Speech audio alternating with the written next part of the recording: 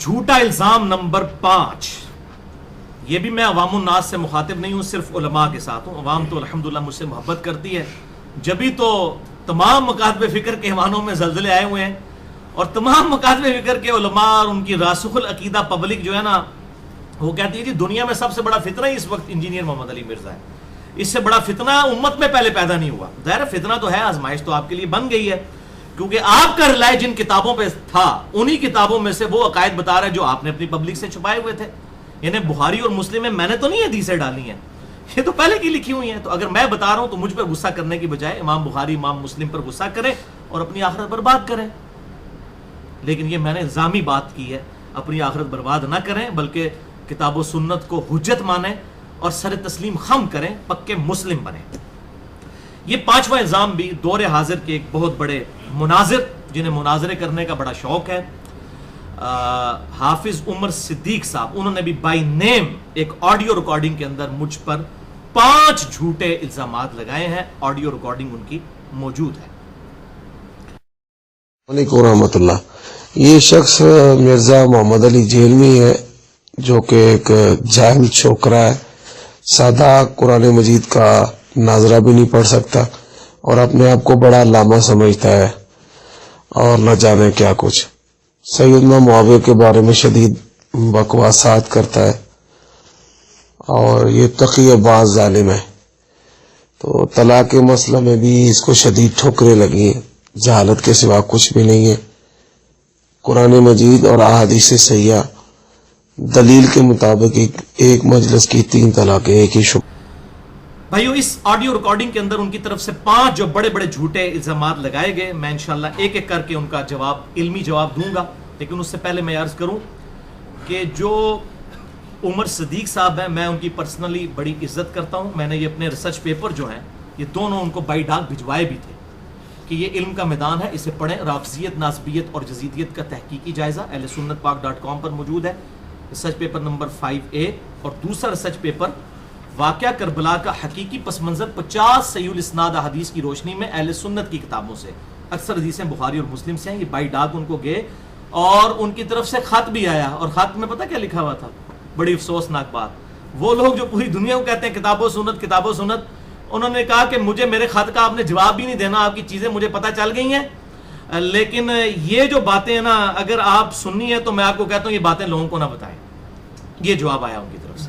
یعنی وہی بات ہے کہ بخاری مسلم سے نماز کا طریقہ کسی حنفی کو بتا دیں, وہ کہتا ہے جناب ہمیں پتہ ہے لکھا ہوا ہے رفع الیدین کے ساتھ طریقہ, لیکن یہ پبلک کو نہ بتائیں, ہمارے گاٹے فٹ ہو جائے گا. تو یہ پمفلٹ ان تک پہنچے ہوئے ہیں. مبشر بانی صاحب نے تو شاید نہیں پڑھے تھے, لیکن انہوں نے الحمدللہ پڑھے ہیں, اور انہوں نے جو جزیدیت کے خلاف علم بلند کیا ہے ہمارے پاکستان کے اندر, اور انہوں نے جزیدیت کے خلاف پورا لیکچر بھی ریکارڈ کروایا, میں اس کی بالکل دل سے تائید کرتا ہوں. لیکن میں ان کو کہتا ہوں کہ خدا کے لیے آپ اس پوری حقیقت کو سمجھیے.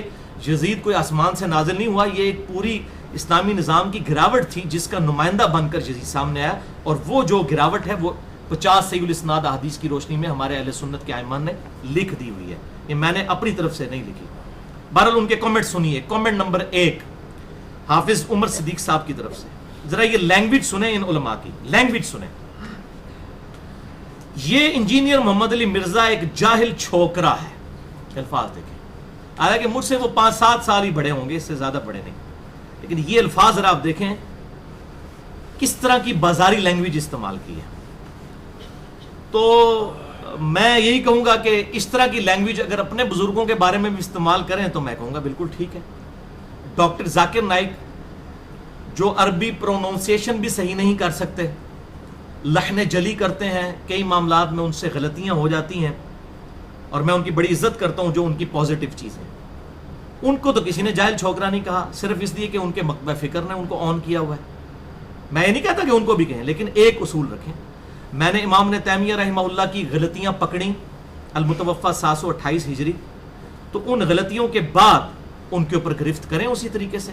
انہوں نے حدیث متواتر کا انکار کیا ہے. منہاج السنہ کتاب میں 7ویں جلد کے اندر من کنت مولاہ فہذا علی مولاہ, اس حدیث کا انہوں نے انکار کیا ہے. اور حدیث متواتر کا انکار جسے پوری امت متواتر مانتی ہے, چاہے شیخ البانی ہو, چاہے شیخ زبیر علی زئی رحمہ اللہ ہو, چاہے ابن تیمیہ سے پہلے محدثین ہو یا بعد والے, سب کے سب متواتر کہتے ہیں. حدیث متواتر کا انکار اہل سنت کے ہاں تو کفر ہے. تو آئے نا اب میدان میں آپ کہیں نا کہ یہ جاہل چھوکرا، یہ لفظ ان کے لیے بھی استعمال کریں تو میں کہوں گا کہ ہاں جی مفتی صاحب، آپ حافظ عمر صدیق صاحب، آپ دوغلی پالیسی سے کلی اجتناب کرنے والے ہیں، میں آپ کے ساتھ ہوں گا، لیکن اپنے بزرگوں پہ ہاتھ ڈالنا یہ بڑا جو ہے وہ جگر گردے کا کام ہوتا ہے، بڑا مشکل کام ہوتا ہے. لوگوں کو تو کہا جا سکتا ہے آپ اپنے بزرگوں کو چھوڑ کر کتاب و سنت میں آئیں، جب خود چھوڑنا پڑ جائے نا پھر بڑی مصیبت ہو جاتی ہے. تو اور ساتھ ہی وہ کہتے ہیں یہ کسی مدرسے سے فارغ ہوا نہیں ہے. اچھا، میں پھر وہی بات ریپیٹ کروں گا کہ ہم اپنے لیکچرز کے اندر کب یہ دعویٰ کرتے ہیں ہم کسی مدرسے سے پڑھے؟ ہمارا تو فخر ہی یہی ہے کہ ہم مدرسوں کے ان جو ہے وہ کنویں سے باہر نکل کر علم کی دنیا سے بات کرتے ہیں، کتاب و سنت سے دلائل پیش کرتے ہیں. اگر کوئی بات کتاب و سنت کے خلاف ہے ہمارے منہ پر دے مارے. ہم جو بھی بات کر رہے ہیں کتاب و سنت کے دلائل کے ساتھ کر رہے ہیں. بٹ کے سپیلنگ BUT بٹ ہے یا BAT بٹ ہے، یہ آکسفورڈ کی ڈکشنری بتائے گی. اگر ہم کتاب اللہ سے بتاتے ہیں کہ سورۃ البقرہ کی آیت نمبر 279 میں لکھا ہوا ہے کہ سود کھانے والا اس کے خلاف اللہ اور اس کے رسول کا اعلان جنگ ہے عز وجل و صلی اللہ علیہ وسلم، تو ہماری ڈگری تو نہ مانے آپ سورہ البقرہ کی آیت نمبر 279 پڑھ لیں. اور پھر ڈگری والی بات میں پھر وہی بات کروں گا، صحیح بخاری میں حدیث ہے انٹرنیشنل نمبر کے مطابق 3461، بلغوا عنی ولو آیہ، پہنچا دو میری طرف سے خواہ ایک آیت ہی آتی ہو. ہمارے محبوب صلی اللہ علیہ وسلم نے ہمیں ڈگری دی ہوئی ہے. ساری آیات تو آپ کو بھی نہیں آتی ہیں. قرآن حکیم میں 1000 کے قریب آیات تو سائنس کی فیلڈ سے ڈیل کرتی ہیں. تو حافظ عمر صدیق صاحب آپ کو سائنس کتنی آتی ہے؟ میرے سے زیادہ آتی ہے آپ کو. میں کوالیفائڈ انجینئر ہوں الحمدللہ. تو اب میں کہوں کہ چونکہ آپ 1000 آیات کی تو آپ تفسیر بیان ہی نہیں کر سکتے کیونکہ آپ سائنس میں بالکل جاہل ہیں، یا میں وہی الفاظ نعوذ باللہ استعمال کروں کہ جاہل چھوکرے ہیں، تو پھر آپ کی کیا حیثیت رہ جائے گی؟ تو یہ بات نہیں ہے، کوئی بھی پرفیکٹ نہیں ہے آپ صلی اللہ علیہ وسلم کے علاوہ. تو یہ اور پھر وہ جو صحیح بخاری میں حدیث ہے انٹرنیشنل نمبر کے مطابق 2311 کے شیطان نے انسانی شکل میں آ کے حضرت ابو ہریرہ کو جو ہے وہ آیت الکرسی کا وظیفہ تعلیم کیا. تو آپ صلی اللہ علیہ وسلم نے فرمایا کہ وہ ہے تو جھوٹا تھا لیکن اس نے بات سچی کی. وہ شیطان تھا جس نے آیت الکرسی کا یہ وظیفہ دیا کہ جو رات کو سونے سے پہلے پڑھ لے تو صبح تک اللہ تعالیٰ اس کی حفاظت کے لیے ایک فرشتہ مقرر کر دیتا ہے. تو حق بات کو قبول کرنا چاہیے دلائل کے ساتھ. کمنٹ نمبر 2 آپ یہ سنیں گے آپ حیران ہو جائیں گے کہ جب انسان اپنے مسلک کی محبت میں اندھا ہو جائے تو اس کے ساتھ پھر کیا صورتحال بنتی ہے. کہتے ہیں یہ سادہ قرآن ناظرہ دیکھ کر بھی نہیں پڑھ سکتا. میں اس کے اوپر کیا کمنٹس کروں؟ یہ تلاوت بھی نہیں کر سکتا، سادہ قرآن ناظرہ دیکھ کے بھی نہیں پڑھ سکتا. وَلِعَوْذُ بِاللَّهِ تَعَالَى. تو معذرت کے ساتھ عمر صدیق صاحب، میں الحمدللہ میں نے تجوید 1992 میں سیکھی ہوئی ہے کوالیفائڈ لوگوں سے. جب میری داڑھی مونچھ نہیں نکلی تھی، میٹرک میں تھا، میں اس وقت بھی ایسا قرآن پڑھ سکتا تھا جو آج آپ کے بڑے بڑے علماء نہیں پڑھ سکتے. میرے سینکڑوں شاگرد ہیں انجینئرنگ یونیورسٹی میں جنہوں نے مجھ سے تجوید سیکھی ہوئی ہے الحمدللہ. ہاں آپ کے اکثر علماء کا حال یہ ہے کہ وہ لحن جلی کا بھی خیال نہیں رکھتے. ان کو الف اور عین میں فرق نہیں پتا، سین صاد اور ثا میں فرق نہیں پتا، قاف اور کاف میں فرق نہیں پتا، دال اور ضاد میں فرق نہیں پتا.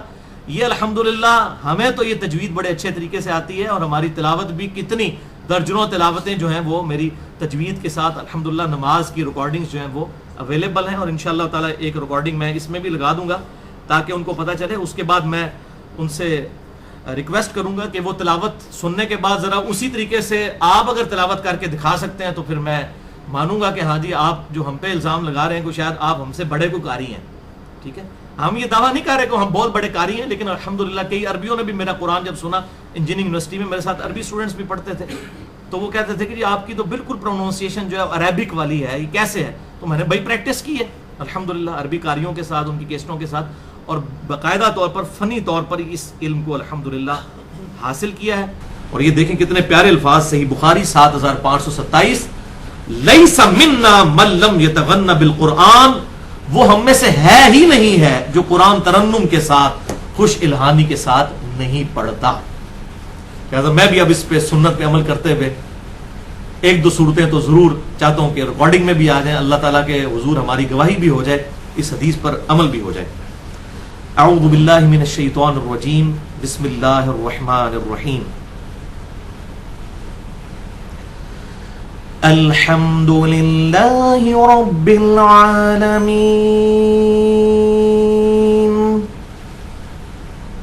الرحمن الرحمن الرحيم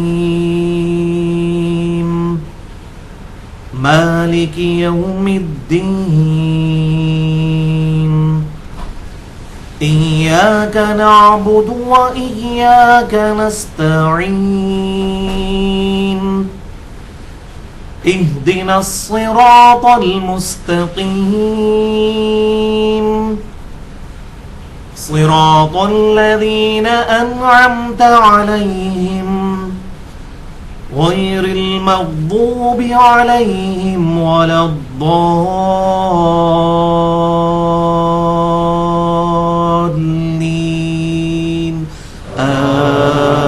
آمين. بسم الله الرحمن الرحيم. سبح اسم ربك الأعلى الذي خلق فسوى والذي قدر فهدى والذي يخرج المرعى فجعله غثاء نحوا سنقرئك فلا تنسى إلا ما شاء الله إنه يعلم الجهر وما يخفى ونيسرك لليسرى فذكر إن نفعت الذكرى سيذكر من يخشى ويتجنبها الأشقى الذي يصلى النار الكبرى ثم لا يموت فيها ولا يحيا قد أفلح من تزكى وذكر اسم ربه فصلى بل تؤثرون الحياة الدنيا والآخرة خير وأبقى إن هذا لفي الصحف الأولى صحف إبراهيم وموسى. سبحان ربك رب العزة عما يصفون وسلام على المرسلين والحمد لله رب العالمين. اور یہ جب میری تلاوت اپلوڈ ہو جائے مسئلہ نمبر 112A میں سے ایک کلپ میں ڈالوں گا سورۃ الفاتحہ اور سورۃ الاعلیٰ کی تلاوت کا. اس کے بعد میں ریکویسٹ کروں گا حافظ عمر صدیق صاحب کو کہ وہ اپنے اس جھوٹے بیان سے توبہ کریں اور مجھ سے معافی مانگے ویڈیو میں، کیونکہ آپ نے ویڈیو کے اندر ایک مسلمان پہ جھوٹا الزام لگایا ہے. ورنہ میں قرآن کی آیت آپ کو یاد کرواؤں گا، لعنت اللہ علی الکاذبین، جھوٹوں پر اللہ کی لعنت ہے. یہ میرا فتویٰ نہیں ہے بلکہ قرآن حکیم کا فتویٰ ہے، لہٰذا مجھ پہ کسی کو غصہ کرنے کی ضرورت نہیں ہے. تو آپ اپنے علماء کی فکر کریں. ڈاکٹر ذاکر نائک جن کی میں بڑی عزت کرتا ہوں، آپ ذرا ان کا قرآن سنیں تو اللہ نے جلی زبر زیر کی بھی غلطیاں کرتے ہیں. ان کے بارے میں یہ کہیں گے کہ قرآن یہ سادہ ناظرہ بھی نہیں پڑھ سکتا، یا اپنے علماء کے بارے میں ٹھیک ہے جو اکثر جو ہے وہ صحابہ کرام علیہم رضوان کا نام لے رہے ہوتے ہیں تو رضی اللہ تعالیٰ عنہ کہہ رہے ہوتے ہیں، حالانکہ رضی اللہ تعالیٰ عنہ تو لفظ ہی کوئی نہیں ہے، یہ دعاد لفظ ہے عربی میں، رضی اللہ عنہ ہے. ہم نے تو کبھی رضی اللہ عنہ نہیں کہا، رضی اللہ عنہ کہتے ہیں. تو اس قسم کی بھی غلطیاں کر جاتے ہیں. تو وہ اپنی وہی فتویٰ ان پہ لگائیں تو دوغلی پالیسی سے کلی اجتناب ہو تو ہمیں خوشی ہوگی کہ آپ نے اپنے علماء کے اوپر بھی فتویٰ لگایا، ہمارے پہ بھی لگایا. کامنٹ نمبر 3، یہ اب سینسٹیو ایشو ہے، بڑا اٹینٹو ہو کے سننے والا. کہتے ہیں حافظ عمر صدیق صاحب یہ حضرت معاویہ کے بارے میں شدید بکواسات کرتا ہے رضی اللہ تعالیٰ عنہ. یہ رضی اللہ تعالیٰ عنہ نے نہیں کہا، ان کو توفیق نہیں ہوئی رضی اللہ تعالیٰ عنہ کہنے کی جب انہوں نے کلپ ریکارڈ کروایا. یہ میں کہہ رہا ہوں رضی اللہ تعالیٰ عنہ یہ حضرت معاویہ کے بارے میں شدید بکواسات کرتا ہے. یہ بالکل اسی طریقے کا جھوٹا الزام ہے جیسا کہ بریلوی حضرات اہل حدیث کو کہتے ہیں کہ یہ قرآن حکیم سے وہ آیات پڑھتے ہیں کہ یہ گستاخی کرتے ہیں. قل انما انا بشر مثلکم پڑھ کے یہ رسول اللہ کی گستاخی کرتے ہیں معاذ اللہ، حالانکہ قرآن کی آیت ہے. اور یہ اسی طرح کا جھوٹا الزام ہے کہ اگر میں یہ کہنا شروع کر دوں کہ اہل حدیث کے ممبروں سے جو حج تمتع کی پابندی والا معاملہ جامعہ ترمذی سے ڈسکس ہوتا ہے کہ سیدنا عمر نے حج تمتع پر پابندی لگائی تو ابن عمر نے ان کے بیٹے نے مخالفت کی، تو یہ حضرت عمر کی توہین کرتے ہیں اہل حدیث حضرات، معاذ اللہ، اللہ توہین نہیں ہے، ان نبی صلی اللہ علیہ وسلم کے بعد تو کوئی شخص بھی معصوم نہیں، غلطی تو کسی سے بھی ہو سکتی ہے، احترام اپنی جگہ رہے گا، تو کیا یہ سیدنا عمر کی میں اس کو توہین کہنا شروع کر دوں کہ آپ لوگ کرتے ہیں؟ تو یہ بالکل اس طریقہ کا ایک غیر علمی اعتراض ہے، یہ علم کا میدان ہے، جذبات کی بجائے علمی میدان میں حق بات کو قبول کریں اور حق بات ہی لوگوں سے بیان کریں۔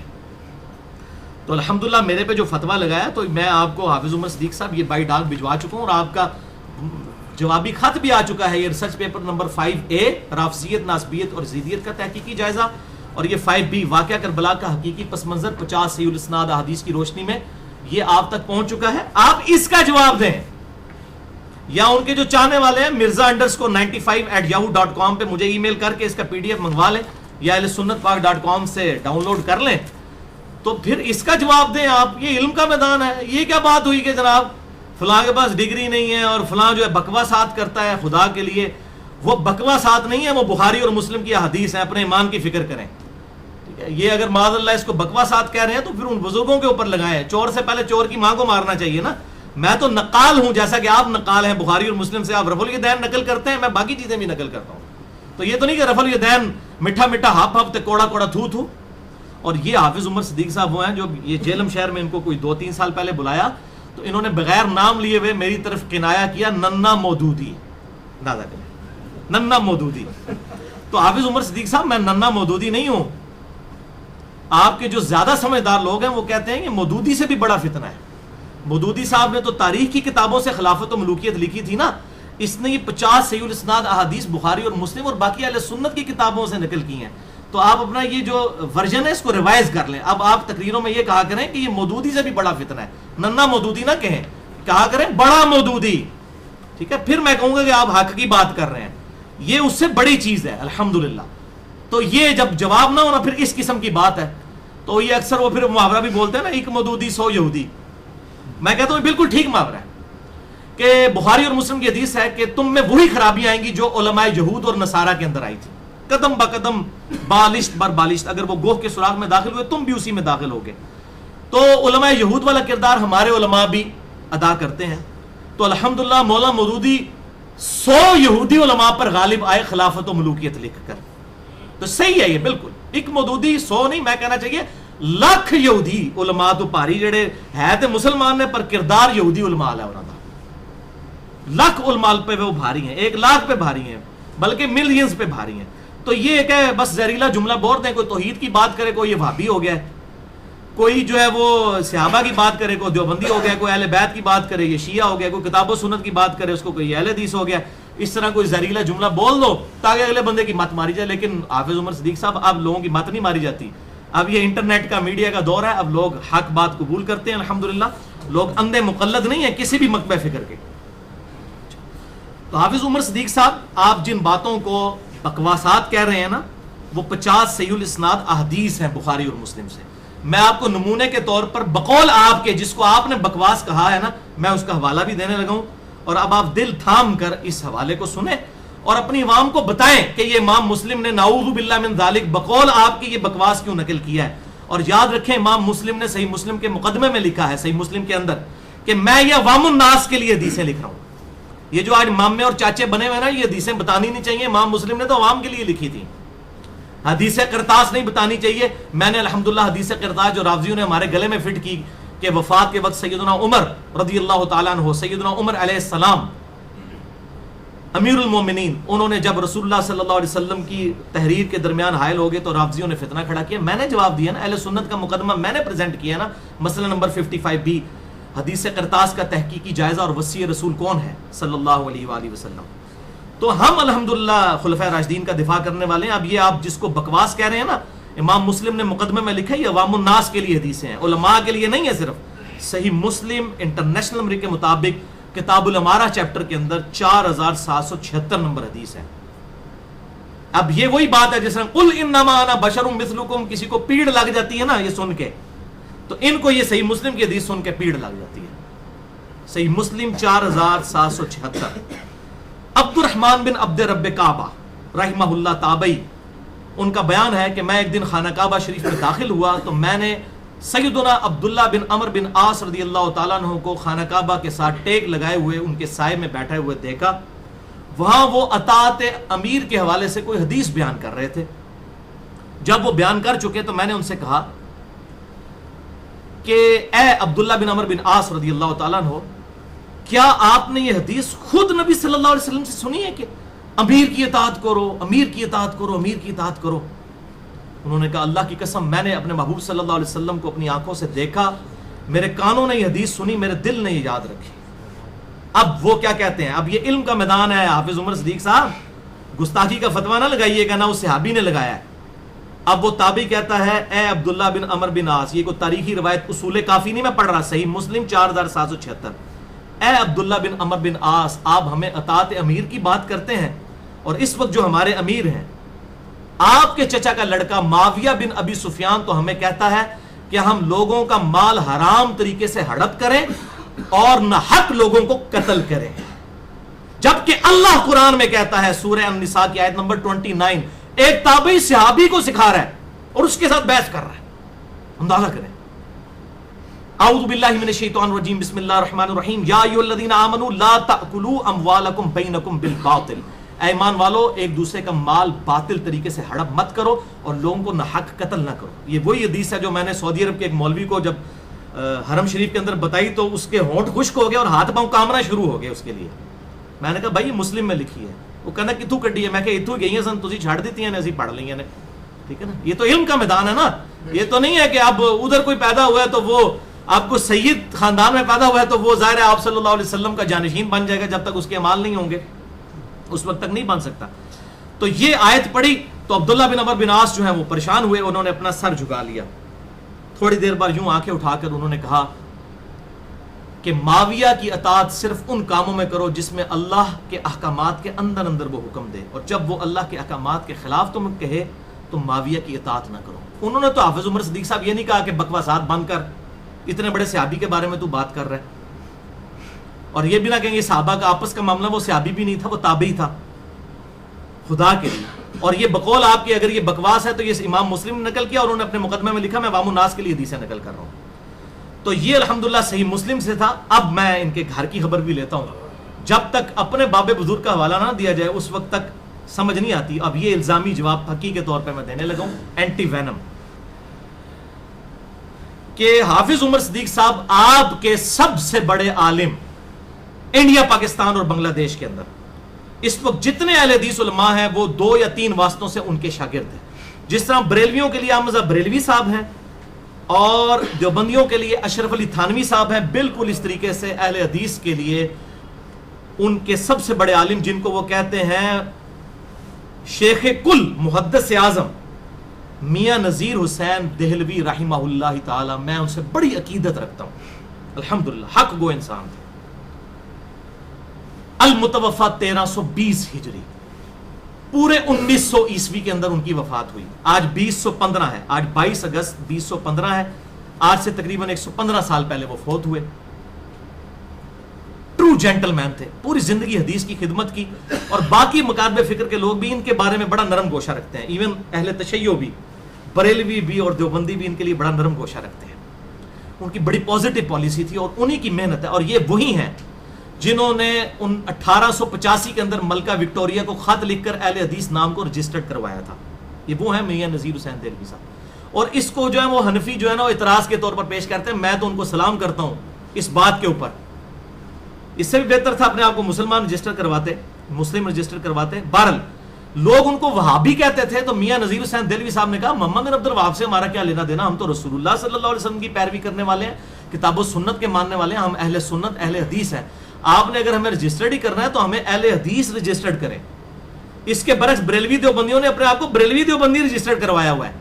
اس سے تو بہتر ہے اہل حدیث یا اہل سنت اپنے آپ کو رجسٹرڈ کروانا.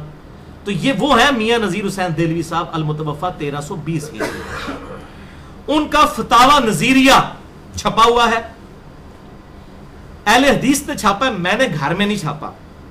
فارسی کے اندر ہے، اردو ترجمہ بھی اہل حدیث کا ہے. لفظ بلفظ میں آپ کو بیان کرتا ہوں. فتاوی نظیریہ جلد 3 اہل حدیث اکیڈمی کشمیری بازار لاہور سے. چیپٹر ہے مناقب صحابہ رضی اللہ عنہم. جلد 3 صفحہ 445 اور 446 سوال نمبر 2 ہے اس کے اندر. سوال سنیں. اس ٹائم کے لوگ جو ہیں کتنے پڑھے لکھے لوگ تھے. سوال کرتے ہیں کیا حضرت علی رضی اللہ تعالیٰ عنہ کے مقابلے میں امیر معاویہ رضی اللہ تعالیٰ عنہ کو باغی اور خاطی کہنا جائز ہے یا نہیں؟ حضرت علی سے مقابلہ کیے بغیر اگر معاویہ رضی اللہ تعالیٰ عنہ کو امیر یا امام یا رضی اللہ تعالیٰ عنہ کہا جائے تو کیا یہ ضروری ہے یا نہیں؟ یہ سوال ہے. اب ذرا جواب سنیں. یہ آپ کو اگر اس کا پی ڈی ایف چاہیے ہو تو mirza_95@yahoo.com پہ ای میل کر کے مجھے پی ڈی ایف بھی آپ منگوا سکتے ہیں. یہ کتاب و سنت.com جو اہل حدیث کا سب سے بڑی ایک ویب سائٹ ہے کتابوں والی, انہوں نے بھی اپلوڈ کیا فتاوی نظیریہ. الجواب. اب یہ جواب کے بعد جو فتویٰ میرے پہ لگانا ہے نا اس سے بڑا ان کے اوپر لگانا ہے.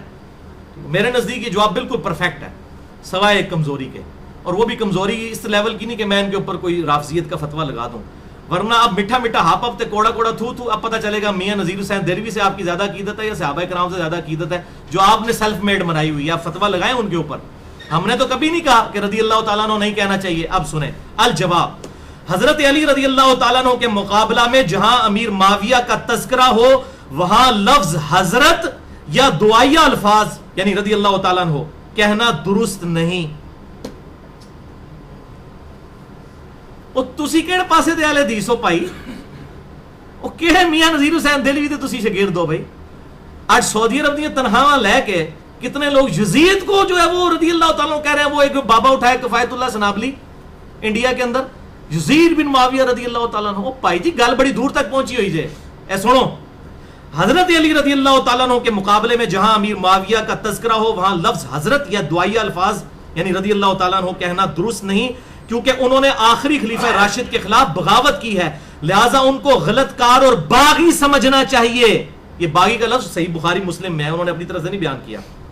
اور اس سے آگے بڑھ کر ان کو برا بھلا نہیں کہنا چاہیے, یعنی گالی گلوچ لان تان کرنا. یہ تو ہم بھی, ہمارا بھی یہی موقف ہے. میں اپنا کلپ اس میں بھی انشاءاللہ ڈال دوں گا, ہو از ٹرو شیعہ آف علی, مسئلہ نمبر 102 کے اندر سے انشاءاللہ کلپ ڈال جائے گا تاکہ علمی بات بھی سامنے آ جائے.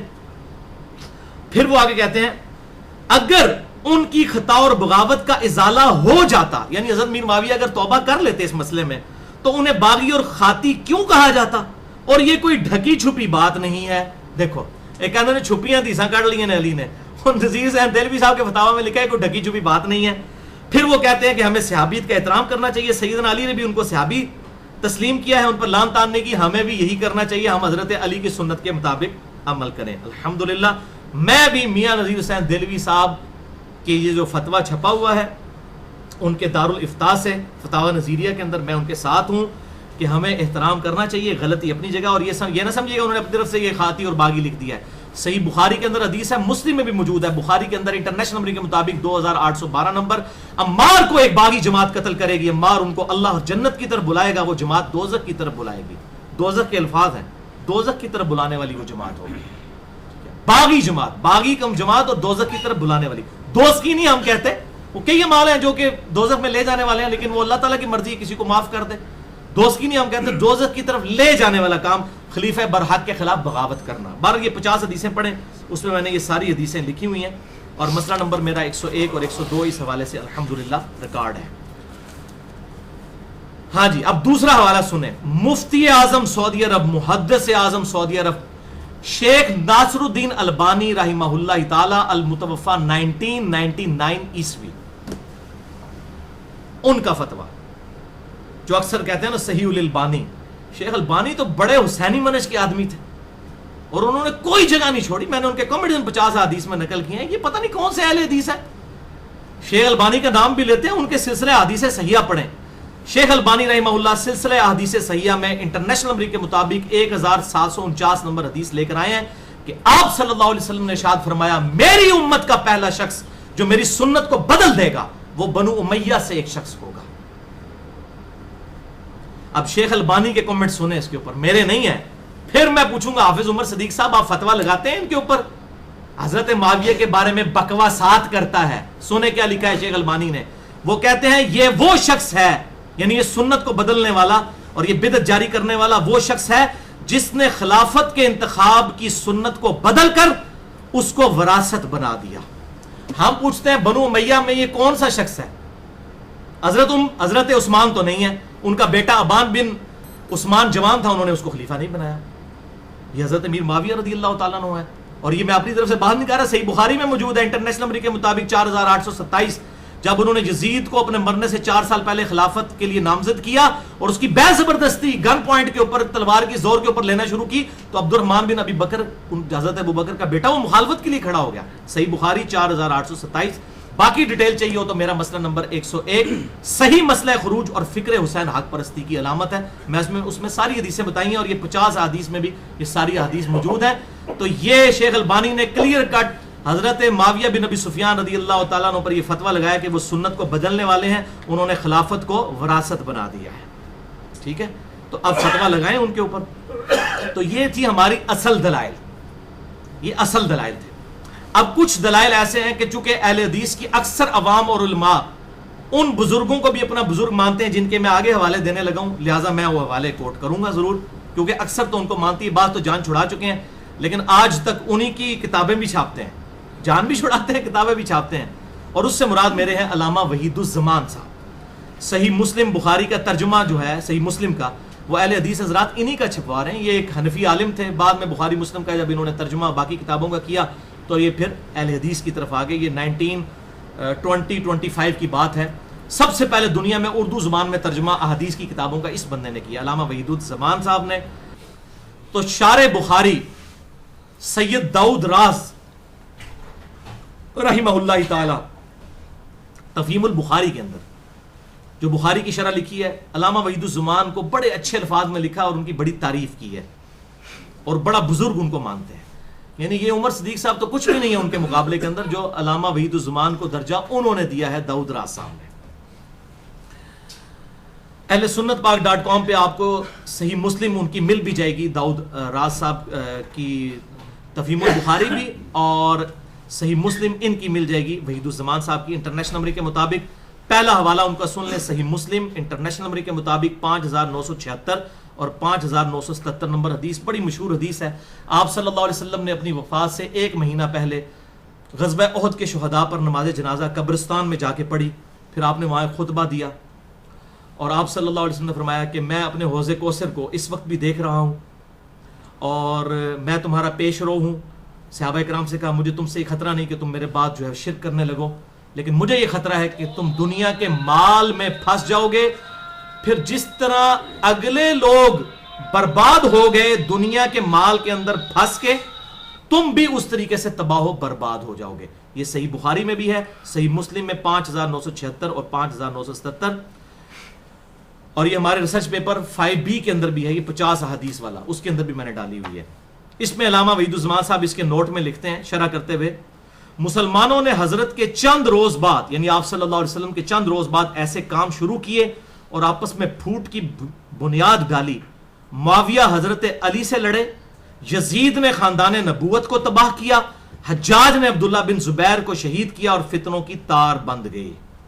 انہوں نے سیدھا سیدھا لگا دیا کہ کن کن لوگوں نے دنیا کی لالچ میں پڑھ کے یہ سارے معاملات کیے ہیں. سنیں، معاویہ نے حضرت علی سے لڑائی کی، یزید نے خاندان نبوت کو تباہ کیا، حجاج نے عبداللہ بن زبیر کو شہید کیا، یوں فتنوں کی تار بن گئی. دوسرا حوالہ صحیح مسلم سے 6409 نمبر حدیث ہے انٹرنیشنل نمبر کے مطابق. عبداللہ بن عباس رضی اللہ تعالیٰ عنہ کا بیان ہے کہ جب فتح مکہ کے موقع کے اوپر مسلمان ہو گئے حضرت معاویہ بن ابی سفیان اور ان کے جو والد ہیں ابو سفیان رضی اللہ تعالیٰ عنہما، جب یہ مسلمان ہوئے تو ابو سفیان رسول اللہ صلی اللہ علیہ وسلم کی خدمت میں حاضر ہوئے. انہوں نے کہا یا رسول اللہ صلی اللہ علیہ وسلم، مسلمان جو ہیں نہ تو میرے ساتھ بیٹھتے ہیں، نہ میری طرف اچھی طریقے سے دیکھتے ہیں اور نہ میری طرف التفات کرتے ہیں. ظاہر ہے پوری زندگی جنگیں کی ہوئی تھیں تو کیسے ایک دن میں سوئچ تو نہیں تھا آن ہونا. تو مسلمان حضرت ابو سفیان کو ایمان لانے کے بعد بھی کوئی اچھا نہیں سمجھتے تھے، ان کے ساتھ کمپنی نہیں کرتے تھے. تو انہوں نے حضور کو آگے کچھ ریکویسٹ کی. ان میں سے ایک ریکویسٹ یہ تھی کہ میرے بیٹے معاویہ کو آپ اپنا منشی رکھ لیں، کاتب رکھ لیں، تو اس کی وجہ سے لوگ میری طرف التفات کرنے لگیں گے. تو آپ صلی اللہ علیہ وسلم نے اس کو قبول کر لیا. کاتب وحی کے لفظ نہیں ہے، کاتب کے لفظ ہے. یعنی آپ خط بھی لکھوایا کرتے تھے حکمرانوں کے نام اور باقی تحریریں بھی، ہو سکتا ہے وہی بھی لکھوائی ہو، ہم انکار نہیں کرتے. اچھا، تو آپ صلی اللہ علیہ وسلم نے قبول کر لیا، اور راوی کہتے ہیں کہ آپ صلی اللہ علیہ وسلم کبھی بھی اس کو قبول نہ کرتے کہ معاویہ کو اپنا منشی رکھتے، لیکن آپ صلی اللہ علیہ وسلم کی عادت مبارکہ تھی، آپ کسی کو انکار نہیں کرتے تھے. یہ تو بخاری مسلم میں آتا ہے. حضرت انس بن مالک کہتے ہیں میں نے کبھی آپ کی زبان سے لا نہیں سنا.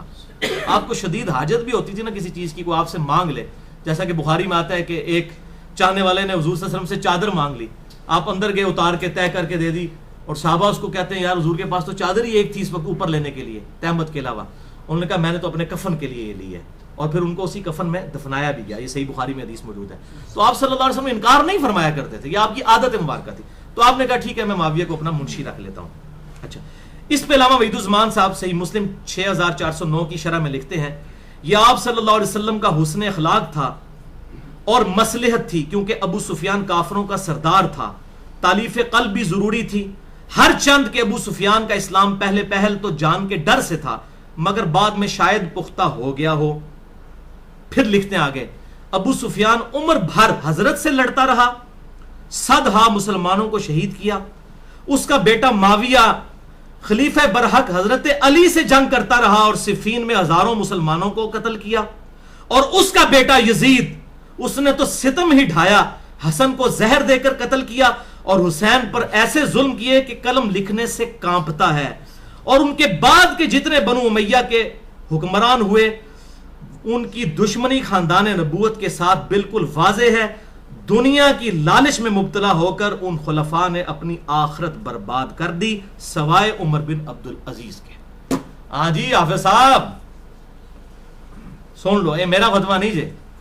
تو کیا کیا الفاظ انہوں نے کہا جی، یعنی ابو سفیان جو ہے یعنی یزید کا دادا رسول اللہ سے لڑتے رہے، یزید کے والد حضرت علی سے لڑتے رہے، اور یزید خود خاندان نبوت کا دشمن رہا. پوری چین انہوں نے بنو امیہ ورسز بنو ہاشم کلیئر کر دی ہے. تو اب ان کے اوپر بھی فتویٰ جاہل چھوکرا اور اس طرح کی چیزیں آئیں نا تو ہم دیکھیں گے پھر آپ کی اپنی پبلک جو ہے نا وہ آپ کو ڈیش ڈیش ڈیش مار کے نا اپنے مکتب فکر سے نکال دے گی.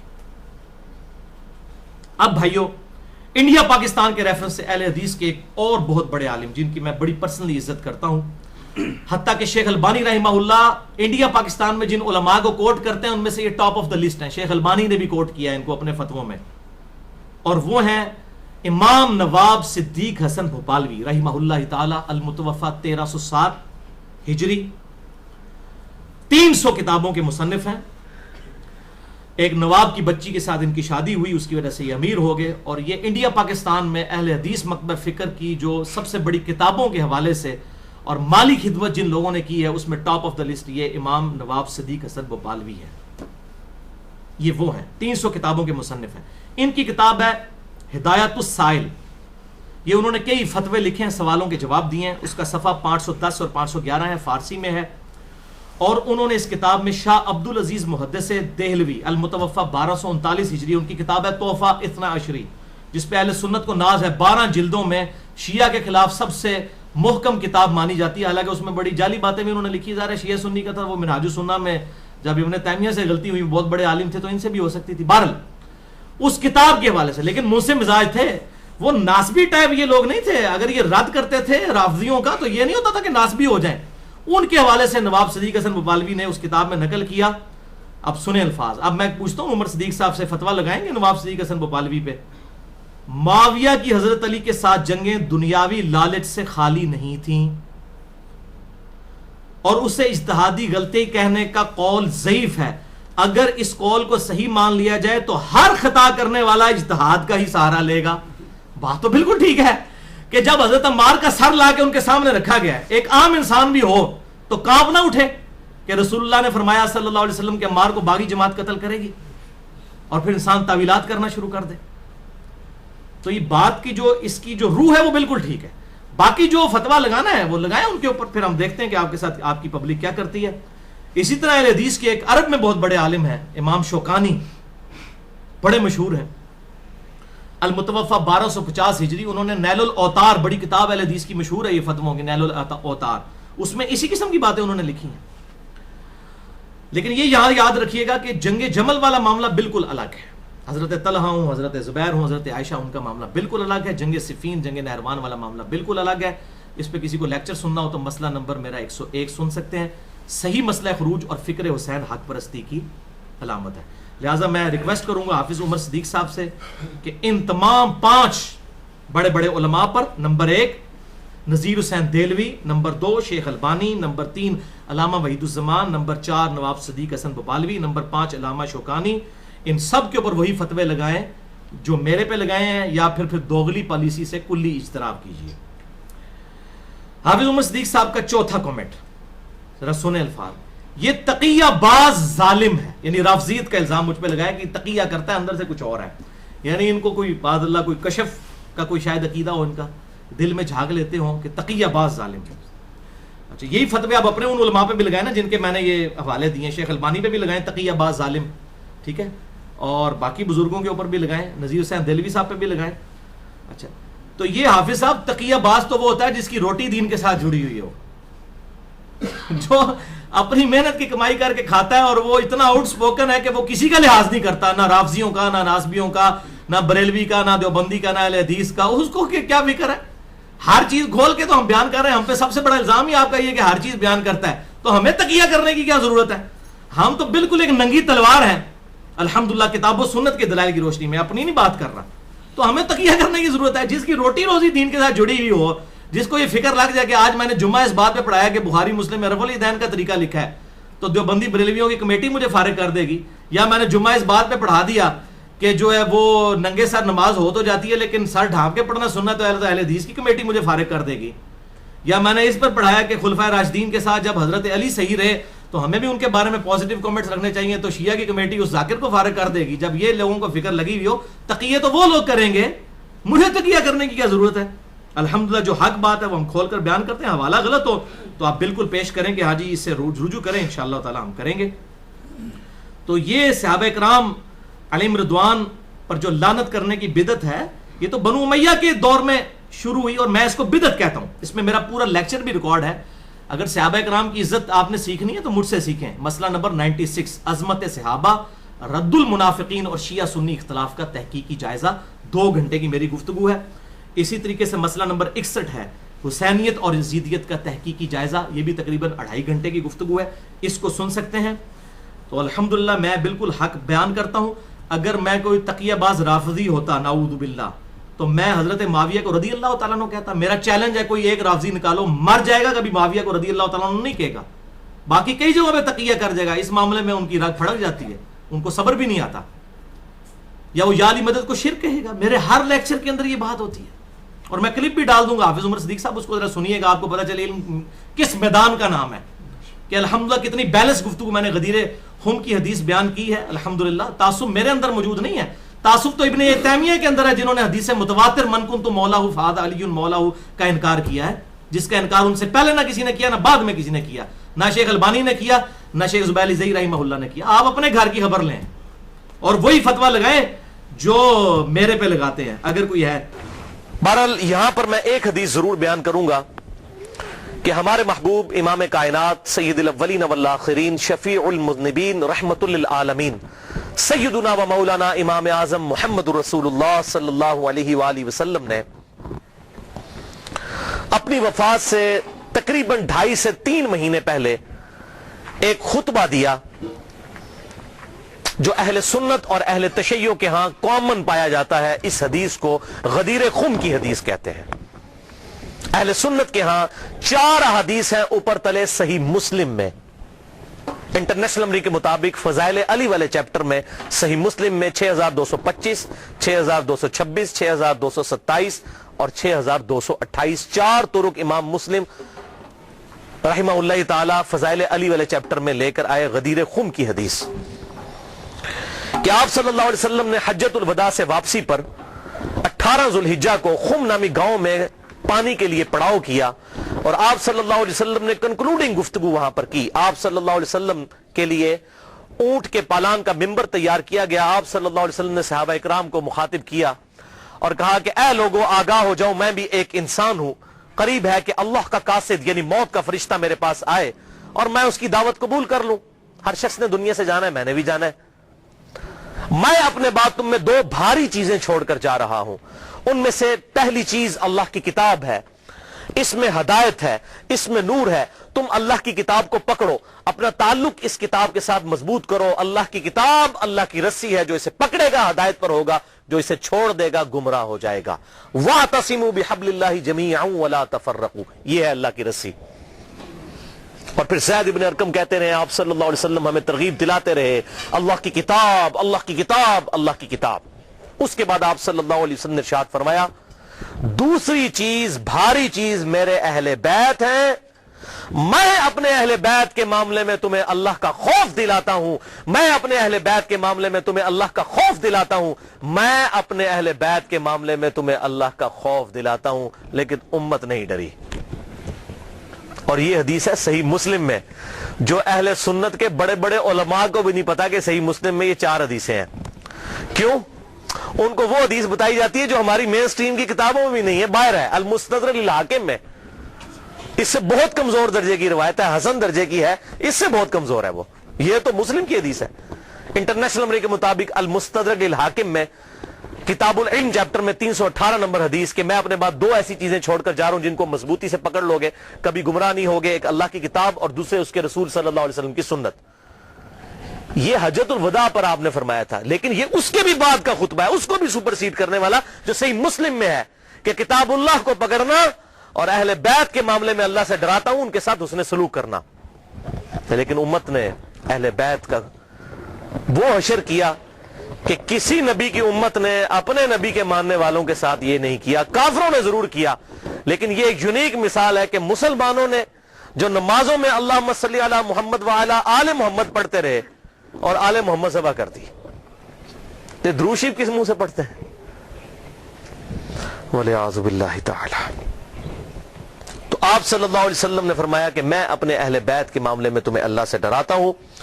اور باقی کتابوں میں یہ حدیث پھر اس سے بھی آگے چلتی ہے صحیح سند کے ساتھ. جامعہ ترمذی میں 3713، مسند امام احمد میں 19321، سنن نسائی الکبریٰ میں 8478 اور امام ابن ابی عاصم کی کتاب السنہ میں 1158 نمبر. یہ 4 میں نے حوالے دے دی ہیں. یہ حدیث آگے بھی چلتی ہے اور شیخ البانی رحمہ اللہ نے اپنے سلسلہ احادیث صحیحہ میں 1750 نمبر حدیث کے اندر یہی احادیث کے کم از کم 22 طرق لیے 22 صحابہ سے اور کہا کہ حدیث متواترہ ہے غدیر خم کی حدیث. اور شیخ زبیر علی زئی صاحب نے بھی مشکات کی تحکیم کے دوران 6091 نمبر حدیث اور 6103 نمبر حدیث کے فٹ نوٹ پہ لکھا کہ یہ حدیث متواترہ ہے غدیر خم کی حدیث، جو آگے بھی چلتی ہے کہ پھر آپ صلی اللہ علیہ وسلم نے سورۃ الاحزاب کی آیت نمبر 6 تلاوت کی. النبی اولا بالمؤمنین من انفسہم وازواجہ امہاتہم. نبی صلی اللہ علیہ وسلم مومنین کی جانوں پر ان کی جانوں سے بڑھ کر حق رکھتے ہیں اور نبی کی بیویاں امت کی مائیں ہیں. پھر آپ صلی اللہ علیہ وسلم نے صحابہ کرام سے مخاطب ہو کر کہا غدیر قم پر، اے میرے صحاب، اس آیت کی روشنی میں کیا تم گواہی دیتے ہو کہ اللہ تمہارا رب ہے؟ سب نے کہا بلا یا رسول اللہ، کیوں نہیں یا رسول اللہ صلی اللہ علیہ وسلم. پھر آپ صلی اللہ علیہ وسلم نے فرمایا کہ کیا تم اللہ اور اس کے رسول کو سب سے بڑھ کر محبوب رکھتے ہو اس آیت کے تحت؟ سب نے کہا یا رسول اللہ کیوں نہیں. پھر آپ صلی اللہ علیہ وسلم نے مولا علی کا ہاتھ پکڑا وہاں پر غدیر خم پہ اور یوں صحابہ کے درمیان بلند کیا. پھر آپ نے کہا من کنت مولاہ فہذا علی مولاہ. پھر جو مجھے دلی محبوب رکھتا ہے وہ علی کو بھی دلی محبوب رکھے. جس کا مولا میں، اس کا مولا علی. اور پھر اسی حالت میں آپ نے فرمایا اے اللہ اس سے محبت رکھ جو علی سے محبت رکھے، اس سے بغض رکھ جو علی سے بغض رکھے. اس موقع پر آپ صلی اللہ علیہ وسلم نے ارشاد فرمایا. تو مولا کا مطلب ہے دلی محبوب، مشکل کشا، حاجت روا نہیں. مولانا ہم اپنے مولویوں کو جو کہہ رہے ہوتے ہیں مولانا، اس کا کیا مطلب ہوتا ہے؟ ہمارے دلی محبوب. قرآن میں آیا سورہ تحریم کی آیت نمبر 4 میں فَإِنَّ اللَّهَ هُوَ مَوْلَاهُ وَجِبْرِيلُ وَصَالِحُ الْمُؤْمِنِينَ. نبی کا مولا ہے اللہ، جبریل، ایمان والے اور تمام فرشتے نبی کے مولا ہیں اور نبی ان کے مولا ہیں دلی محبوب. جو مولا کا مشکل کشا والا معنی ہے وہ اللہ کے لیے خاص ہے. یہاں پر معنی آپ دیکھیں کیا کہا کہ میں تم پر تمہاری جانوں سے بڑھ کر حق رکھتا ہوں دلی محبوب. النبی اولا بالمؤمنین، نبی اولا ہے. اولا مولا یہ تمام الفاظ دلی محبوب کے لیے، جگری یار کے لیے. تو یہ اس کا مشکل کشا معنی لینا بالکل ظلم ہے. بھائیو قرآن پاک میں واضح طور پر آیا ایاک نعبدو و ایاک نستعین، اے اللہ ہم صرف تیری ہی عبادت کرتے ہیں، غائب میں مدد کے لیے صرف تجھی کو پکارتے ہیں۔ یہ تو جھگڑا ہی نہیں ہے کہ سیدنا علی رضی اللہ تعالیٰ عنہ کو اختیار ہے یا نہیں، مولا علی کو اختیار ہو، شیخ عبد القادر جیلانی کو اگر اختیار ہو تب بھی ان کو غائب میں دعا کے لیے نہیں پکار سکتے۔ مولا علی اپنی نمازوں میں اللہ کو پکارتے تھے، مولا علی کا ماننے والا وہی ہوگا جو مولا علی کی سنت پر عمل کرتے ہوئے اللہ کو پکارے گا، یا حی یا قیوم برحمتک استغیث، حسبنا اللہ ونعم الوکیل، لا الہ الا انت سبحانک انی کنت من الظالمین۔ بارش کون برساتا ہے؟ اللہ۔ ڈیوٹی کس کی ہے؟ فرشتوں کی۔ تو بارش فرشتوں سے مانگیں گے یا اللہ سے؟ اللہ سے۔ تو سیدنا علی کو اگر اختیار ہو بھی تب بھی ان کو پکاریں گے نہیں۔ ہاں ظاہری اسباب وہ معاملہ بالکل ڈیفرنٹ ہے، میں آپ کو کہتا ہوں مجھے پانی پلا دے، بالکل ٹھیک ہے، لیکن آپ وہاں بغداد میں دفن ہے، بغداد میں بھی قبر میں، اور کہتے ہیں میں آپ کو کہتا ہوں مجھے پانی پلا دیں، وہی بات وہی جملہ صرف کوآرڈینیٹس فریم آف ریفرنس بدلنے کی وجہ سے غائب میں پکارنا ہو جائے گا، اور غائب میں پکارنا عبادت ہے، اور عبادت جو ہے وہ اللہ کے ساتھ خاص ہے۔ اسی لیے قرآن میں کہا گیا ایاک نعبدو، اے اللہ عبادت بھی تیری کرتے ہیں، و ایاک نستعین، اور غائب میں مدد یعنی دعا کے لیے اپروپریٹ ٹرانسلیشن ہے ایاک نستعین کی، دعا تجھ سے کرتے ہیں، دعا ہوگی اللہ سے۔ بہرحال اسی حدیث غدیر خم کی حدیث کی سپورٹ میں صحیح مسلم میں کہتا ہوں بڑی اسٹانشنگ حدیث ہے، جو مولا علی نے صفین کے مقام پر جب تحکیم کا ایشو اٹھنے والا تھا اس وقت اصحاب کو جمع کر کے کہا۔ صحیح مسلم انٹرنیشنل نمبرنگ کے مطابق 240 نمبر حدیث، اور امام مسلم اسے کتاب الایمان والے چیپٹر کے اندر لے کر آئے ہیں کہ سیدنا علی نے کہا کہ اس ذات کی قسم کہ جس نے دانے کو پھاڑ کر اس میں سے اناج اگایا اور تمام مخلوقات کو پیدا کیا، نبی امی صلی اللہ علیہ وسلم نے مجھ سے یہ عہد لیا تھا کہ علی سے محبت نہیں رکھے گا مگر مومن، اور علی سے بغض نہیں رکھے گا مگر منافق۔ محبت علی از دا لٹمس ٹیسٹ آف ایمان۔ آج کسی کو چیک کرنا ہے کہ مومن ہے یا منافق ہے، دیکھ لیں مولا علی کی محبت ہے تو مومن ہے، اور مولا علی کا بغض ہے تو پکا منافق ہے۔ یہ شیعہ سنی کا مسئلہ ہی نہیں ہے، یہ تو بات ہی بہت آگے چلی گئی ہے۔ صحیح مسلم کتاب الایمان 240 نمبر حدیث کہ علی سے محبت نہیں رکھے گا مگر مومن، علی سے بغض نہیں رکھے گا مگر منافق۔ اور یہ پرٹیکولرلی دو ہی لوگوں کے بارے میں یہ بات آئی ہے، بخاری اور مسلم میں دوسرے انصار کے بارے میں آیا کہ انصار سے صرف مومن ہی محبت رکھیں گے اور انصار سے صرف بغض منافق ہی رکھیں گے۔ اور آپ دیکھ لیں انصار کے ساتھ واقعہ ہرہ میں یزید نے جو کچھ کیا، قتل عام ان کا، اور یہاں پر مولا علی کے خلاف جو لوگ کھڑے ہوئے ان کے معاملات بھی بالکل سامنے ہیں۔ لہٰذا یہ جو غدیر خم کا خطبہ ہے آپ صلی اللہ علیہ وسلم نے خم نامی گاؤں میں کیوں دیا، اس کی ایک ٹیکنیکل ریزن ہے۔ حجۃ الوداع پہ بھی آپ یہ بات کر سکتے تھے، آپ نے خم نامی گاؤں میں اس لیے خطبہ دیا کہ اس موقع کے اوپر سب لوگ جا چکے تھے سوائے اہل شام کے اور اہل مدینہ کے، اور یہی بدبخت شامی تھے جو بعد میں مولا علی کے خلاف صفین میں کھڑے ہوئے، حضور ان کو ڈرا رہے تھے۔ اور دیکھیں اس کے بعد کیا ہو سکتا ہے، من کنت مولاہ فہذا علی مولاہ، بات ہی کچھ نہیں رہ جاتی۔ اور اہل مدینہ میں بھی ایسے لوگ شامل، پھر اہل مدینہ کے اوپر ظلم بھی ہوئے، آپ صلی اللہ علیہ وسلم نے پہلے ان کو خبردار کر دیا۔ یہ تھی اس کی حکمت، اور آنے والے وقت کے بارے میں اشارہ تھا کہ یہ معاملات ان کے ساتھ ہوں گے۔ بہرحال اس معاملے میں جن لوگوں نے بھی سیدنا علی کے ساتھ زیادتی کی، چاہے وہ حضرت امیر معاویہ رضی اللہ تعالیٰ عنہ ہو، یا حضرت مغیرہ ابن شعبہ رضی اللہ عنہ ہو، یا حضرت عمر ابن عاص رضی اللہ عنہ ہو، ہم کسی پر لعنت کرنے کے قائل نہیں ہیں، لیکن ان کی غلطیوں کا جھوٹا دفاع بھی نہیں کرتے، اور نہ ہم رافضیوں کی طرح ان پر لعنت کرتے ہیں۔ ان کا معاملہ ہم اللہ کے سپرد کرتے ہیں، غلطی جو ہے 100 بسم اللہ بیان ہوگی۔ حضرت آدم سے زیادہ کسی کا مرتبہ نہیں، 7 دفعہ ان کی غلطی بھی قرآن میں بیان ہوئی ہے۔ غلطی بیان کرنے کا مقصد یہ نہیں ہوتا آپ نے کسی کو ذلیل کر دیا، ورنہ یہ محدثین نے ذلیل کیا معاذ اللہ۔ اگر یہ چیز ہوتی اور بخاری اور مسلم میں یہ حدیث کیوں آتی، تو اس پہ میرا پورا ایک علیحدہ سے ریسرچ پیپر یہ والا میں نے جو بتایا، اور لیکچرز بھی موجود ہے کہ کس طرح حضرت علی کو جمعے کے خطبوں میں گالیاں نکالی جاتی تھی، بخاری میں، مسلم میں، ابو داؤد میں، ترمذی میں، نسائی میں، ابن ماجہ میں کتنی احادیث موجود ہے۔ تو یہ ممبروں پر مولا علی پر لعنت کرنے کی بدعت بنو امیہ کے دور میں جاری ہوئی، لہذا شیعان علی وہ ہوں گے جو علی کی سنت پر عمل کریں گے۔ مولا علی کو خوارج نے کافر کہا، لیکن مولا علی نے ان کے جنازے خود پڑھائے اور کہا کہ یہ میرے بھائی تھے، بگوڑے ہو گئے، میں ان کو مسلمان سمجھتا ہوں، اور ان کے لیے دعا کی اللہم اغفر لحینا و میتنا۔ جبکہ दूसरी तरफ बनु उमैया के मानने वाले वो लोग हैं जो हजरत अली पर मिंबरों पर लानत करते थे और आज उनकी बाकियात इस फॉर्म में मौजूद है कि वो बाकी साहब के ऊपर लानत करते हैं। मौला अली का मानने वाला वो होगा जो बनु उमैया की बिदअत पर ना चले, मौला अली की सुन्नत पर चले। ये फर्क समझ लीजिए।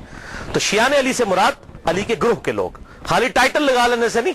आज सुन्नी कौन कौन नहीं अपने आप कहता, बरेलवी कहते हैं हम सुन्नी है, देवबंदी कहते हैं हम सुन्नी है, अहले हदीस कहते हैं हम सुन्नी है, लेकिन एक दूसरे से पूछे वो कहते हैं नहीं असी सुन्नी है, दूसरा सुन्नी नहीं है। तो टाइटल आप लगाते रहे बेशक। शराब की बोतल के बाद रूह अफ़ज़ा लिख लेने से रूह अफ़ज़ा बन जाएगी, ये जामे शीरी बन जाएगी? नहीं। असल तो बात है कि वाकई अली का शिया कौन है। शिया अली का वही होगा, अली के गिरोह का आदमी वही होगा जो मौला अली की सुन्नत पर अमल करने वाला होगा। और मौला अली ने हमें यही दर्स दिया है कि किसी भी शख्स के ऊपर लानत ना की जाए। ये लानत करना तो बनु उमैया की बिदअत है। जो उनके तरीके पर चलना चाहते हैं और उनकी पार्टी में क़यामत वाले दिन उठना चाहते हैं तो बेशक उठे। हम तो मौला अली के साथ हैं, दुनिया में भी इंशाअल्लाह और आखिरत में भी इंशाअल्लाह मौला अली के साथ उठाए जाएंगे इंशाअल्लाह ताला, और अहले बैत के साथ। अब ये इल्जामी जवाब भी सुन लें फकी के तौर पर, anti Venom.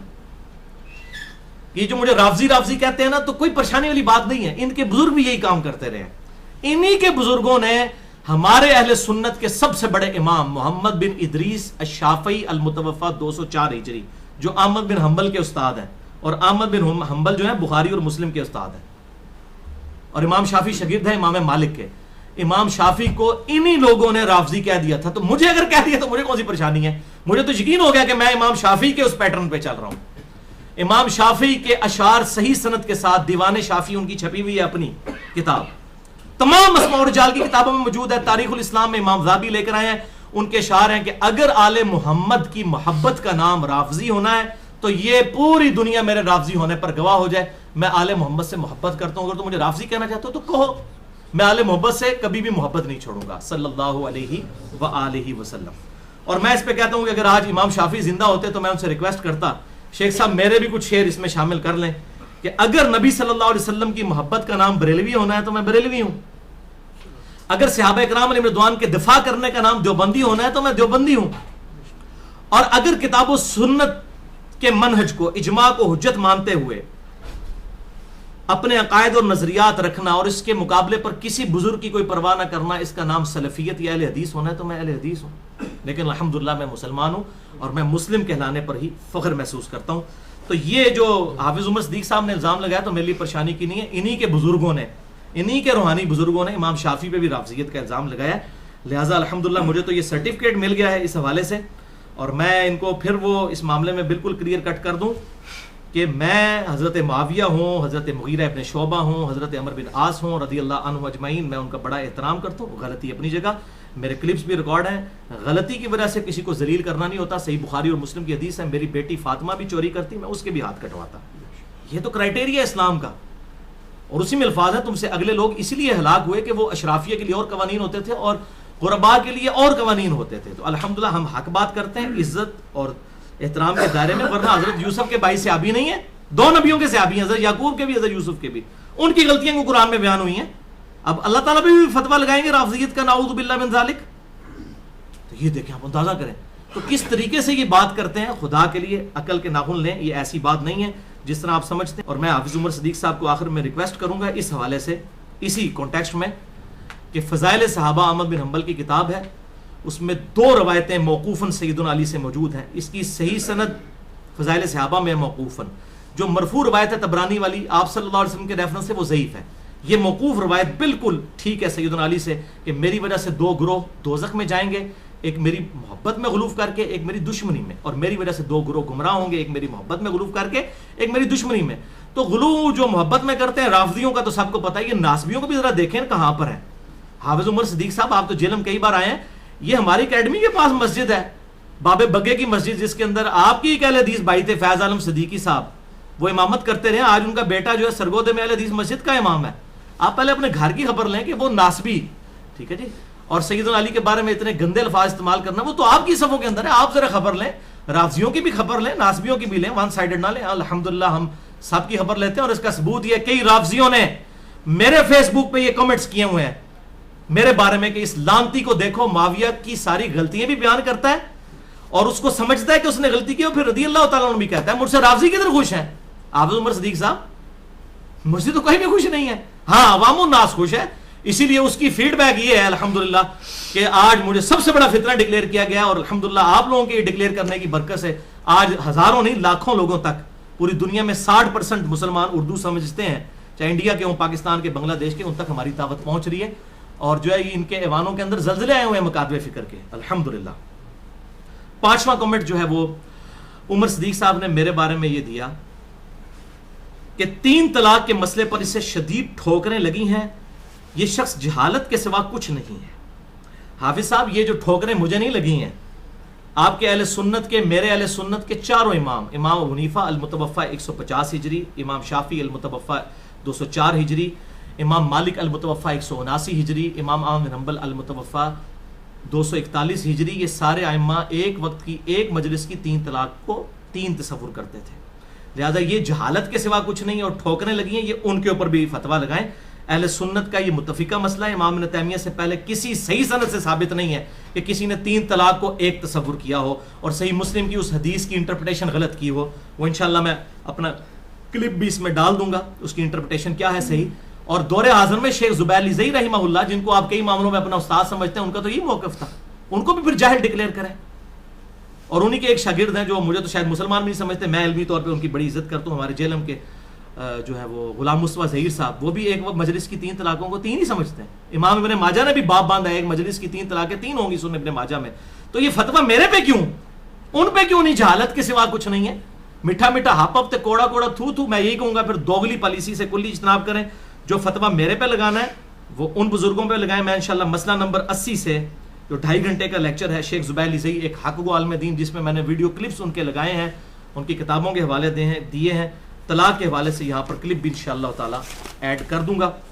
मौक़िफ़ number 11, second last, ये जरा कड़वा मसला है, और वो है भाइयों एक मजलिस की 3 तलाकों का। देखें ना जनाब, अब कड़वा ऐसा है कि आप सबने हंसना शुरू कर दिया। शेख साहब इस मसले में बहुत स्ट्रिक्ट थे, और मुझे उन्होंने यहां तक कहा कि अली भाई, मैं अगर आज के अहले हदीस उलमा, आज के, याद रखिएगा, पहले 300 साल के नहीं, इसीलिए उन्होंने मेरी कॉल में भी कहा है कि मैं सिर्फ पहले 300 साल के अहले हदीस उलमा का कायल हूं, बाद के उलमा अगर इख्तिलाफ करेंगे मैं उस पर कोई कायल नहीं हूं। तो मुझे कहा करते थे, खुद उन्होंने मुझे ये बात की जब मैंने तलाक का मसला उनसे डिस्कस किया, वैसे वीडियो पे जवाब नहीं वो देते थे, मेरी वीडियो में भी मुझे पता है वो जवाब नहीं देते, तो मैंने उनको सवाल से पहले ही कह दिया था, शेख साहब आखिरी सवाल है, आपकी मर्जी है, जवाब दें या ना दें। तो जब मैंने सवाल किया उनका, बस ये फिर बाद में डिस्कस करेंगे। बार उन्होंने एक मजमून भी लिख के रखा हुआ था, वो छपा नहीं है, बार अभी मौजूद है। सर आखिरी सवाल है, वो आपकी मर्जी, आप जवाब दें या ना दें, वो तलाक़े सलासा का मसला है, बस उसको बाद में सही इंशाल्लाह। अच्छा, सर बड़ा शुक्रिया आपका, जज़ाकुमुल्लाह खैर, बढ़िया आपने शफ़क़त फरमाई है, अल्लाह ताला कबूल करे माशाअल्लाह। अभी एक और मसला तलाक सलासा के बारे में इंशाल्लाह में तहकीक करनी है। तो शेख साहब, जो सही मुस्लिम में हदीस है कि आप सल्लल्लाहु अलैहि वसल्लम के मुबारक जमाने में 3 तलाकें एक तसव्वुर होती थी, फिर सैयदना अबू बकर के जमाने में, सैयदना उमर के जमाने में, तो शेख साहब ने कहा यह हदीस सुनन नसाई में मौजूद है, इस पे इमाम नसाई ने अपना फहम लिख दिया है कि यह हदीस गैर मदखूला के लिए है, और मसाइल अहमद के अंदर भी अहमद बिन हंबल कहते हैं यह हदीस गैर मदखूला के लिए है, ऐसी औरत जिससे मर्द ने सोहबत ना की हो, यानी रुखसती से पहले। उसमें तो हमारे बरेलवी, देवबंदी, हनफी, शाफी, मालकी सारे उलमा कायल हैं कि जिस औरत की रुखसती ना हुई हो उसको अगर 3 तलाकें भी दे दी जाए तो एक ही शुमार होगी, दोबारा निकाह नए हक महर के साथ उसके साथ हो सकता है, गैर मदखूला। इसमें तो इजमा है, इसमें कोई इख्तिलाफ नहीं है। तो ये कहते थे ये हदीस है, इसका फहम ये है कि ये गैर मदखूला के लिए है। इमाम इब्न माजा ने भी पूरा बाब बांधा है, एक मजलिस में 3 तलाक 3 तसव्वुर की जाएंगी। इमाम बुखारी ने बाब बांधा है इकट्ठी 3 तलाक का जवाज। अलमोता इमाम मालिक में मौजूद है, आप उठाएं अलमोता इमाम मालिक, सबसे पहले हदीस की किताब है, जरा तलाक का चैप्टर खोल के सहाबा के फतवे पढ़ने शुरू कर दें। तो मुझे शेख साहब अक्सर ये जुमला बोला करते थे कि अली भाई, अगर मैं आज के अहले हदीस उलमा का ये मसला मान लूं तो मेरा सारा मनहज ढकोसला बन जाएगा, क्योंकि मैं कहता हूं कि सहाबा, ताबईन और तबा ताबईन के फाहम के मुताबिक हमने किताब सुन्नत को समझना है। तो इस मसले में, और मुझे अक्सर कहा करते थे, अली भाई एक मसला अहले हदीस का ऐसा है जो इजमा के खिलाफ है, आज के अहले हदीस का, सारों का नहीं। उलमा अरब में भी कुछ लोग हैं जो उनकी तायद करते हैं, हमारे पाकिस्तान में भी कई उलमा है जो इसके कायल हैं। बाकी ये पहली दफा मसला उठाया इमाम इब्न तैमिया ने, 700 साल तक किसी ने यह मसला नहीं उठाया, اور ان کو وہ غلطی لگی صحیح مسلم کی حدیث کی غلط انٹرپریٹیشن کی وجہ سے. بہرحال اس پہ کسی کی تحقیق کسی نے کرنی ہو تو میری 25 منٹ کی ویڈیو ہے مسئلہ نمبر 15 کے نام سے، جس میں نے سارے دلائل ایکسپلور کیے ہیں. 3 طلاق کا مسئلہ، حلالہ اور حرامہ، یہ دونوں اعتبار سے میں نے، جو حلالہ بھی بعض لوگ کرواتے ہیں نا جی، خیر ہے جی اب 3 طلاقیں دے دی ہیں تو ایک رات کے لیے کسی اور کے پاس معاذ اللہ بیوی رکھ دو، اور سنن ابن ماجہ میں پورا باب موجود ہے حلالہ کرنے والے اور کروانے والے پر اللہ کی لعنت ہے. کتنی احادیث موجود ہیں والعیاذ باللہ تعالی. تو وہ اس طریقے سے یہ معاملات کرتے ہیں. بہرحال ایک جگہ شیخ صاحب نے لکھ دیا، وہ میں آپ کو بتا دیتا ہوں. یہ شکر ہے بڑی نیکی کی. ویسے تو الموطا امام مالک میں انہوں نے اشارے چھوڑے، لیکن مشکات میں انٹرنیشنل نمبرنگ کے مطابق 3293 نمبر طلاق کے چیپٹر میں ایک حدیث ہے. طلاق کی حدیث جو 3 طلاق والی حدیث ہے اس کا ایک ہی راوی ہے، عبداللہ ابن عباس، جو کہتے ہیں نبی صلی اللہ علیہ وسلم کے زمانے میں 3 ایک تصور ہوتی تھی، پھر سیدنا ابوبکر کے زمانے میں بھی، سیدنا عمر کے شروع کے دور میں بھی سیدنا عمر نے نافذ کیا. وہ غیر مدخولہ کی بات کر رہے ہیں. تو یہ ایک ہی راوی ہیں ابن عباس، اور یہ پیٹ اصول ہے کہ راوی اپنی حدیث کو سب سے بہتر سمجھتا ہے. تو ایک روایت مشکات کے اندر امام ولی الدین تبریزی لے کر آئے انٹرنیشنل نمبرنگ کے مطابق 3293. اس کے فٹ نوٹ پہ شیخ صاحب نے لکھ دیا یہ روایت کیا ہے کہ عبداللہ ابن عباس رضی اللہ تعالیٰ عنہ کے پاس ایک شخص آیا، اس نے کہا اے ابن عباس میں نے اپنی بیوی کو 100 طلاقیں دے دی ہیں. یہ الموطا امام مالک میں بھی موجود ہے، سنن الکبری البیہقی میں بھی موجود ہے. تو عبداللہ ابن عباس نے فرمایا کہ 97 طلاقیں تو تو نے اللہ کے ساتھ مذاق کیا ہے، باقی 3 طلاقوں کی وجہ سے تیری بیوی تجھ پر ہمیشہ کے لیے حرام ہو گئی. انہوں نے نہیں کہا کہ 100 دی ہیں چاہے 1000 کی ہیں. ڈاکٹر ذاکر نائک صاحب وہ مسئلہ بیان کر رہے ہیں امام ابن تیمیہ سے نقل کر کے کہ جی جتنی مرضی دیتے رہو، تو اس طرح نہیں. تو یہ مسئلہ بہرحال الحمدللہ میں یہ چاہ رہا تھا کہ میں اس کو حق بیان کر دوں اس حوالے سے.